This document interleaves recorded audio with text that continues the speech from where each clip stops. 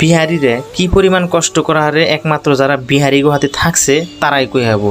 তো এই যে আমার হাতে যে দেখতেছেন এই মানুষটা 15 থেকে 16 ঘন্টা করে এই বেকারিতে কাম করে। এই সকালে 6টায় থেকে একদম রাতের 10টা 10:30 তোমার কাম করে। হ্যাঁ, তো মানে পিন্ডা বিলা পাবে না।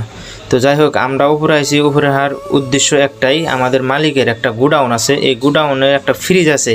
এই ফ্রিজটা নামানোর জন্য অনেক দিন ধরে লেবার তালাশ করতেছে, কিন্তু লেবার পাইতেছে না। আর আজকে হয়েছে মার্কেটে একদম জিরো মানুষ। তো মার্কেটে সব মানুষে গেছে, তো এখন মার্কেটে মানুষ নাই, মানুষ নাই। সেই উদ্দেশ্যে ভাবলাম যে আমরা 4 জন আছি, তো আমরা স্টাফে মিলে এই হেল্পটা করে দিয়েছি মালিকরে। তো আমরা সবাই মিলে আর কি ফ্রিজটা টাইনা মেনে আর কি গুডাউন থেকে বাইরে করতেছি। তো প্রচুর পরিমাণ ভার এই ফ্রিজটা, আর দেখতে পাচ্ছেন কত বড়।